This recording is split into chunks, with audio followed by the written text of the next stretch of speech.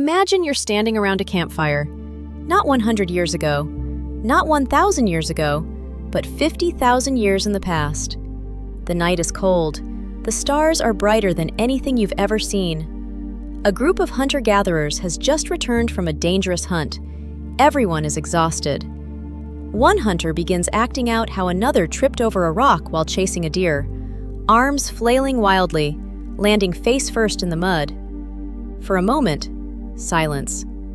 Then the entire group bursts into laughter. Why? Why would humans living in a world filled with predators, starvation, disease, and constant danger spend precious energy laughing? Was laughter simply entertainment? Or was it one of the greatest survival tools evolution ever created? Today, we're traveling deep into humanity's past to answer one fascinating question. Why did ancient humans laugh? The answer might completely change how you think about laughter forever. Chapter 1. Laughter is older than humanity. Most people think laughter is uniquely human. It isn't. Chimpanzees laugh, gorillas laugh, orangutans laugh, even rats make tiny high-frequency sounds that scientists describe as laughter during play. That means laughter existed millions of years before modern humans evolved. Long before language, long before cities, long before writing, our ancestors were already laughing. Evolution almost never keeps something unless it's useful. Running helps us escape danger. Sweating keeps us cool. Pain warns us about injury. So, if laughter survived for millions of years, it had to serve an important purpose. Scientists believe laughter originally evolved as a social signal. Instead of saying, "Everything is okay," ancient humans laughed. Imagine two children wrestling. One falls over, the other laughs. The fallen child laughs too. Neither is angry. Neither feels threatened. Laughter says, "This is play, not a real fight." Without words, everyone understands. That simple sound may have prevented countless unnecessary conflicts. Chapter 2. The Campfire Comedy Club. Now imagine a typical evening 40,000 years ago. The day's hunting is finished, food is cooking, children are playing, adults gather around a fire. No television, no phones, no books, no internet. Storytelling became entertainment, but stories weren't always serious. Ancient storytellers almost certainly exaggerated. They mimicked animals, copied strange people, acted out embarrassing moments, made funny faces, used silly voices. Modern hunter-gatherer societies around the world still do this today. Humor became a way to strengthen relationships after difficult days. Imagine someone pretending to be a grumpy mammoth. Another imitates a frightened hunter climbing a tiny tree. The group erupts with laughter. For a little while, fear disappears, stress fades. The tribe feels united again. Chapter 3. The Science Behind Laughter. Today, we know laughter changes the chemistry inside your brain. When you laugh, your body releases dopamine, endorphins, oxytocin. These chemicals reduce stress and strengthen social bonds. Ancient humans obviously didn't know neuroscience, but evolution did. Groups that laughed together trusted each other more.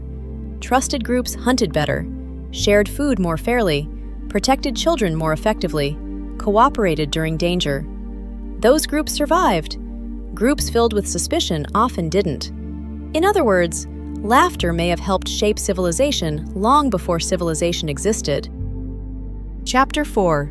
Humor was intelligence. Think about what makes something funny. Usually, it's unexpected, a surprise ending, a strange comparison, an impossible situation.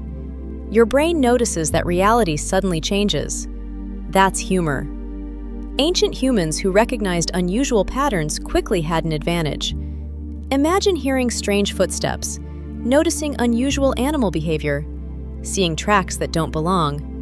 Recognizing tiny changes in the environment could save your life. Humor and intelligence may have evolved together. The same brain that spots hidden dangers can also spot hidden jokes. Laughing wasn't proof someone was foolish, it often showed they were clever. Chapter 5. Did Neanderthals laugh? This is one of archaeology's most fascinating questions. Neanderthals lived alongside modern humans for thousands of years. They cared for injured family members, buried their dead, made sophisticated tools, created ornaments.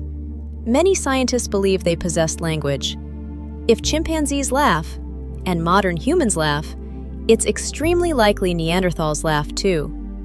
Imagine two Neanderthal children chasing each other through snow.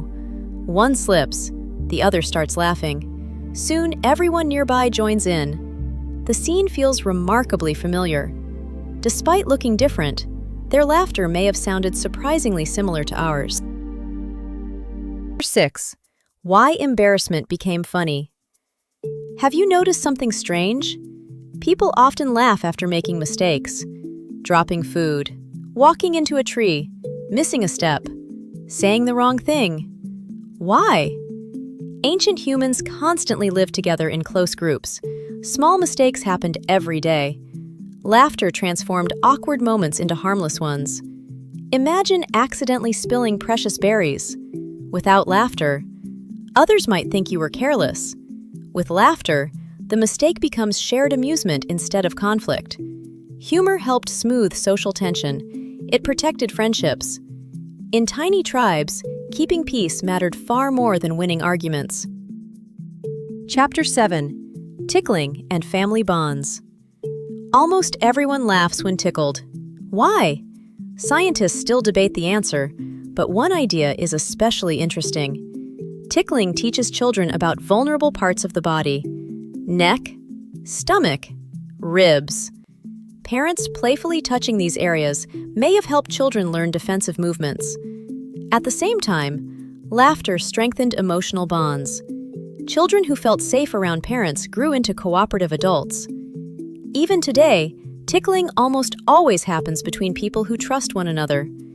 That connection may stretch back hundreds of thousands of years. Chapter 8. Laughing at Danger. One of humanity's oldest traditions is laughing after surviving something terrifying. Imagine escaping a lion. After reaching safety, someone imitates the lion's roar in an exaggerated way. Everyone laughs. Why? Because laughter changes fear into relief. It tells the brain, "We survived." Modern soldiers, firefighters, doctors, and rescue workers often use dark humor for exactly the same reason. Ancient humans probably did too. Humor became emotional first aid. Chapter 9. Did ancient humans tell jokes? Unfortunately, jokes don't fossilize. No cave has ever revealed a stone tablet reading, "Two mammoths walked into a cave." But anthropologists studying traditional societies have found humor almost everywhere. People tease each other, play harmless tricks, tell exaggerated stories, imitate friends, mock themselves. These behaviors likely stretch far into prehistory. The oldest jokes may have involved funny voices, unexpected sounds, animal impressions, or pretending to be someone important. Some things never change. Chapter 10. Children were the greatest comedians. Children laugh far more than adults. Some studies suggest young children laugh hundreds of times each day. Adults? Only a fraction of that. Ancient children probably behaved exactly the same. Everything became a game. Everything became funny. Sticks became spears. Rocks became imaginary animals. Simple sounds became hilarious. Their laughter filled camps long before written history. Watching children laugh reminded adults that life wasn't only about survival. It was also about living. 11. Could laughter have attracted mates? Here's another fascinating possibility. Humor is attractive. Across many cultures today, people consistently rank a good sense of humor as one of the most desirable traits in a partner. Why? Because humor signals intelligence, confidence, creativity, good emotional health. Ancient humans likely noticed the same qualities. Someone who made others laugh probably gained social status. People wanted to spend time around them. Friendships formed more easily, romantic relationships too. Being funny wasn't just entertaining, It may have improved reproductive success. Evolution rewards successful traits, which helps explain why humor remains so powerful today. 12. Laughter reduced violence. Picture two hunters arguing over food. The atmosphere becomes tense. Voices rise. Someone cracks an unexpected joke. Both hunters begin smiling. Soon, they're laughing. Conflict dissolves. Modern psychology shows laughter reduces aggression. It lowers stress hormones, encourages empathy, creates shared emotional experiences. For ancient humans, that could mean the difference between cooperation and deadly violence. Chapter 13. Why we laugh together. Have you noticed something interesting? People laugh much more in groups than alone. Even television shows often include laugh tracks. Why? Because laughter is contagious. When one person laughs, others often join automatically. Ancient humans benefited enormously from this. Shared laughter synchronized emotions, strengthened trust, built stronger communities. One laugh became 10, 10 became 20. The whole tribe felt connected. Chapter 14. The Evolution of Comedy. As language became more advanced, humor evolved too. Simple, funny noises became stories. Stories became clever wordplay. Sarcasm appeared. Irony developed. Eventually, entire cultures built myths filled with tricksters, pranksters, and comic heroes. The roots of modern stand-up comedy may lie around ancient campfires where someone first exaggerated a failed hunting trip. That tradition never disappeared. It simply evolved. Laughter can teach us. Modern life often feels serious. Emails, bills, traffic, deadlines, stress. But our ancestors remind us of something important. Even in the harshest environments imaginable, people still laughed. Not because life was easy, because laughter helped make life bearable. It reduced fear, strengthened friendships, helped children learn, prevented conflicts, built communities, improved survival. Laughter wasn't a luxury, it was an evolutionary advantage. Conclusion. The next time you laugh with friends, think about this. That sound isn't just yours, it's ancient. It echoes across hundreds of thousands, perhaps even millions of years. It connected hunter-gatherers around glowing campfires. It comforted frightened children. It eased tension after dangerous hunts. It celebrated survival. And somehow, after all this time, it still brings people together. Perhaps that's why laughter feels so natural, because it isn't something humans invented. It's something evolution carefully preserved. So, the next time someone makes you laugh, you're participating in one of humanity's oldest traditions, a tradition older than kingdoms, older than agriculture, older than language itself. And maybe that's the funniest thing of all.